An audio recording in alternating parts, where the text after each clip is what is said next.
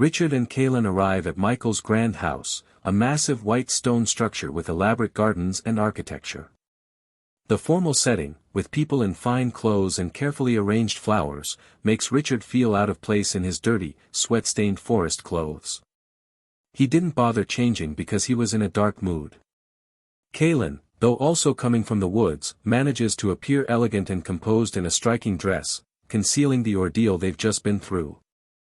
Richard reflects on how Kaelin managed to stay unharmed during a recent deadly encounter. As they talk, she avoids mentioning her past and instead asks about his life. Richard shares details about his home in the woods and his job as a guide. They briefly discuss his fireplace, revealing her longing for the comfort of a fire. Despite recent traumatic events, Richard feels some relief in having someone to talk to. Their conversation is interrupted by Chase, Richard's friend and a boundary warden, who greets him warmly. Chase is described as a strong, observant, and well-armed man, deceptively quick despite his large size and calm demeanor. Richard introduces Kaelin to his old friend Chase, whose real name is Delbrand Stone. Chase is a boundary warden, and though initially stern, he accepts Richard's word that Kaelin can be trusted. He quickly scans the crowd for threats and leads them into the shade to talk more privately. Chase then reveals that Richard's brother, Michael, has summoned all the boundary wardens to act as his personal guards.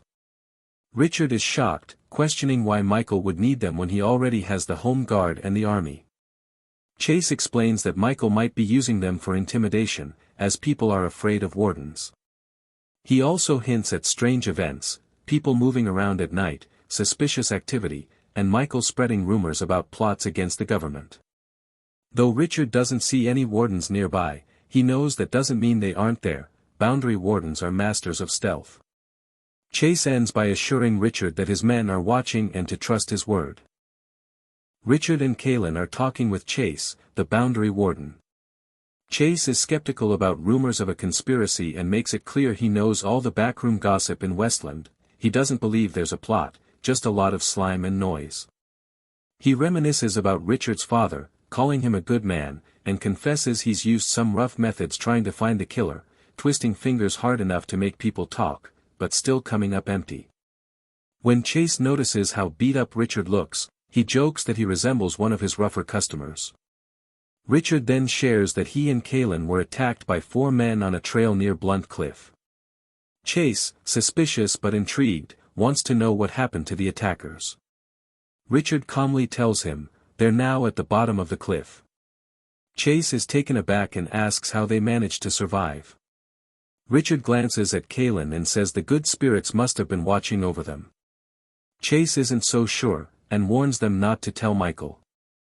As they prepare to head inside, Chase offers Richard and Kaelin shelter at his place if they feel unsafe.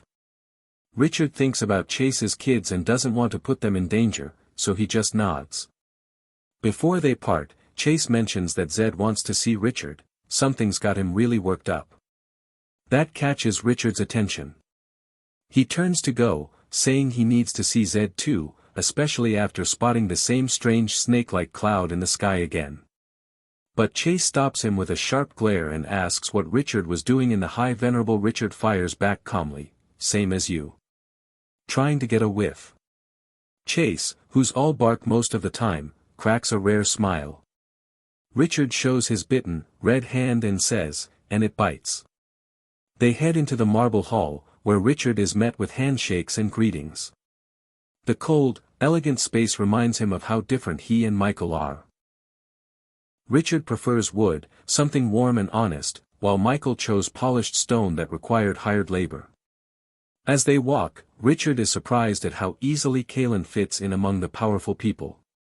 It reinforces a thought he's already had, she must be important, because assassins don't chase nobodies. Richard feels deeply alone and unsettled despite being surrounded by people. He is confused and unsure who to turn to. Kaelin brings him comfort but also fear. The recent events, including the encounter on the cliff, have shaken him. He suspects that the strange happenings might be connected to his father's death and the secrets his father left behind. Kaelin expresses sympathy and apologizes for not knowing about his father's death. Their conversation is momentarily interrupted by a woman passing in a blue silk dress, which causes Richard to reflect on how much time has passed since his father's death. He shares some of his feelings with Kaylin, who listens kindly. Richard tries to act composed, saying it helps to talk to a friend. Kaylin smiles, and they continue through the crowd together. Richard wonders where his brother Michael is, since it's odd that he hasn't appeared yet. Despite having no appetite himself, Richard is aware that Kaylin hasn't eaten in 2 days and starts thinking about helping her get food. Richard leads Kaylin through a grand hall to a towering banquet table, a feast almost too much to take in. The table overflows with steaming platters of meat, sausages, turkey, chicken, even grilled fish, boiled potatoes and dried ones too, tureens of spiced soup, piles of vegetables cut into strips, breads, cheeses, fruits, cakes, and casks of wine and ale. Servants bustle in and out to keep it all replenished. Amid this excess, Kaylin notices something unusual: some of the serving girls have long hair. With quiet concern, she asks if that's allowed. Richard, taken aback, reassures her that here in Westland, people wear their hair however they like, short, long, whatever suits them. He gestures discreetly toward a group of women across the room, explaining some are counselors and all wear what they please. He steals a glance at her as he asks if people pressure her to cut her hair. Kaylin lifts an eyebrow. No, no one's ever asked her to, she explains, but where she comes from, a woman's hair holds social meaning, its length signals something deeper. With a half-teasing smile, Richard wonders if that means she holds a high status, calling her long, beautiful hair considerable. She answers with a faint, joyless smile, saying that others might assume so, but in truth, everyone can only be what they are, nothing more, nothing less. Trying to lighten the mood, Richard says if he ever asks something a friend shouldn't, she should just kick him. That earns a familiar tight-lipped smile from her, the kind she's given before, the kind that makes him grin. He then dishes out a few of his favorite ribs, tender and coated in a spiced sauce, and offers them to her on a small white plate. But Kaylin, ever cautious, holds it at arm's length and peers down at it suspiciously. "What creature's meat is this?" she asks. Richard gently reassures Kaylin that the meat she's eyeing with suspicion is nothing exotic, just pork, common and familiar. She relaxes and begins to eat, savoring the flavors, while Richard himself eagerly devours several pieces.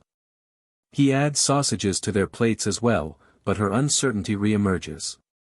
She questions their contents: what are they really made of? He admits he's not sure, some combination of pork and beef, seasoned with spices. She remains guarded, answering vaguely when he asks if there are things she doesn't eat. Then she requests something simpler, the spice soup. He ladles it into a fine white bowl rimmed with gold and trades it for her plate.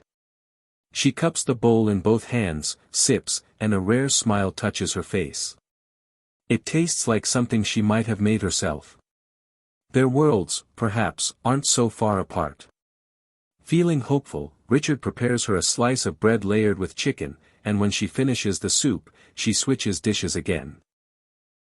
As she eats, she drifts to a quieter part of the hall, and he follows, quietly aware of disapproving stares from others. There, she asks him for cheese, any kind. He wades back through the throng, picks up 2 pieces, and returns.